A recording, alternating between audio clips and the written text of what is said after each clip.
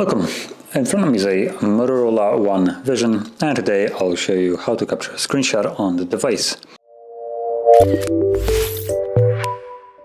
So to get started, open up the content that you wish to capture, which for me is just going to be the home screen right here. And once it's open, all you need to do is hold power key and volume down, both of them at the same time. You get this flash and animation along with the sound, saving screenshot, and there we go. That's how you capture it. And now the image itself can be found in your app tray. So let's go to the app tray right here and find the photo app. Photos, there we go. And nope, that's not the screenshot. There we go. That's the screenshot. So as you can see, there it is. So that is how you would capture a screenshot on this device.